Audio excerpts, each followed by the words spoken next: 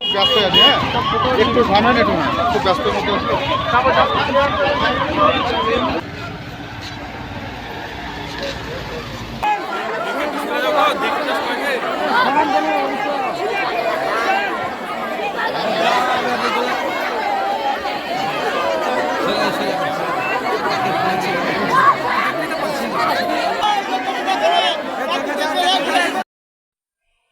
গতকাল Murshidabad medical college থেকে ময়না তদন্তের পর ঘরে ফিরল 5 জনের নিথর দেহ ফিরতেই কান্নায় ভেঙে পড়েন সবাই, শোকাস্তব্ধ গোটা গ্রাম। শুক্রবার সকালে বহরমপুরের গোবিন্দপুরে লেভেল ক্রসিংয়ে ভয়াবহ দুর্ঘটনা ঘটে যায়। লেভেল ক্রসিং পার হওয়ার সময় স্কুল গাড়িতে ধাক্কা মারে ট্রেন, তাতে মৃত্যু হয় 5 জনের। আহত হয় আরও ছাত্রছাত্রী। তাদের উদ্ধার করে হাসপাতালে নিয়ে যাওয়া হয়, তাদের চিকিৎসা চলছে। এদিনের দুর্ঘটনায় প্রাণ গিয়েছে জেসিকা ইয়াসমিন, ফারহানা সুলতানা, ইসানুর রহমান, তামান্না পারভিন, জামশেদ আলীর। এর মধ্যে 4 জনের বাড়ি বহরমপুরের গোবিন্দপুরে, ফারহানা সুলতানার বাড়ি জাবকা এলাকায়। বিকেলে মুর্শিদাবাদ মেডিকেলে ময়না তদন্তের পর একসাথে 5 জনের দেহ নিয়ে যাওয়া হয় গ্রামে। শেষ দেখা বাচ্চাদের দেখতে গ্রামে ভিড় জমান প্রচুর মানুষ। দেহ ফিরতেই কান্নায় ভেঙে পড়েন সবাই, পরিবারের লোকজন থেকে শুরু করে পাড়া প্রতিবেশী, আশপাশের পুরো গ্রাম এর মানুষ সবাই শোকাহত। এই ঘটনায় সবার চোখে জল, গোটা মুর্শিদাবাদবাসীর চোখে জল নেমে আসে এই ভয়াবহ ঘটনায়। গতকালকেই খবর পাওয়া মাত্র সেখানে ছুটে যান পশ্চিমবঙ্গ রাজ্যের মন্ত্রী গৌরীশঙ্কর ঘোষ, কংগ্রেস নেতা অধীর রঞ্জন চৌধুরী, জেলাশাসক আর অর্জুন, CMOH মেডিকেল অফিসার, এছাড়াও বিভিন্ন দপ্তরের আধিকারিক সহ রেল দপ্তরের আধিকারিকগণ।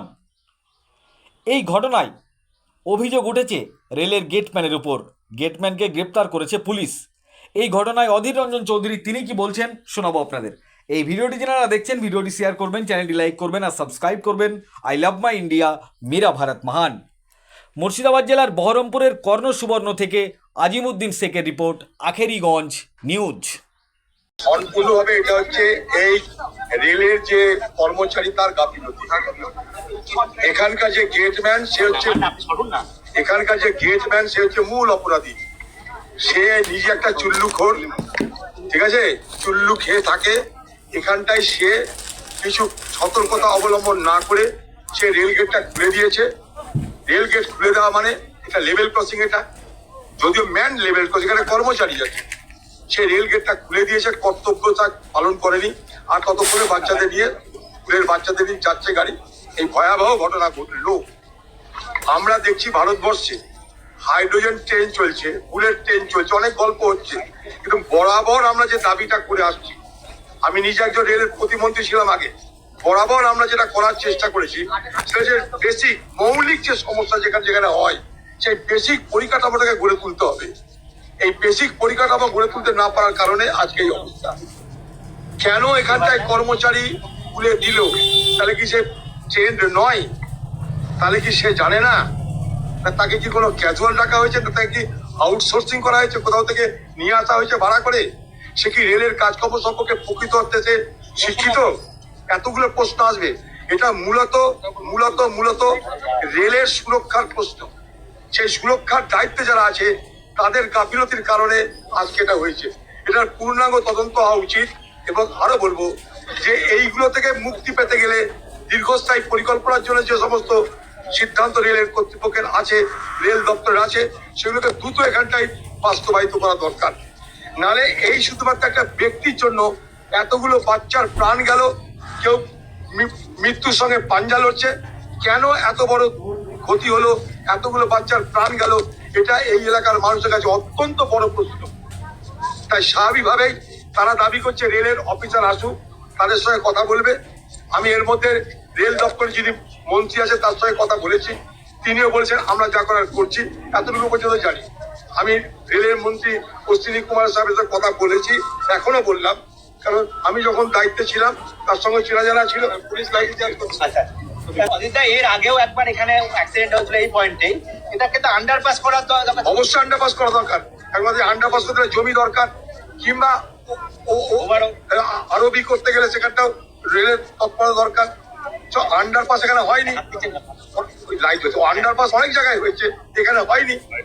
এটা রেলের পরিকাঠামোর অভাব, রেলের পরিকাঠামো দুর্বল, তাই এই ঘটনা ঘটে। রেলমন্ত্রী কি বলবেন?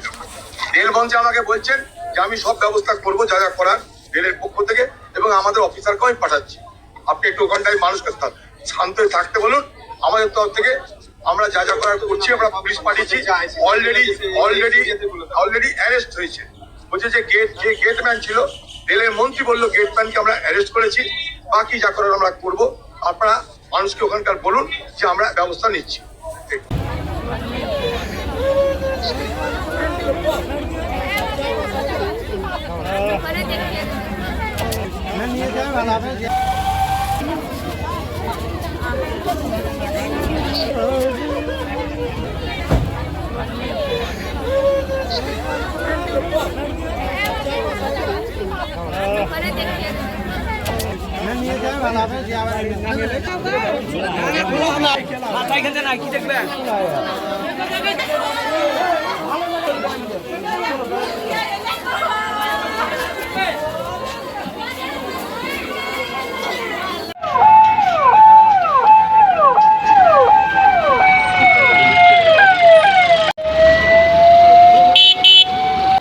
এই পাক দিয়ে বেড়া একটু কথাটা একটু বানালো।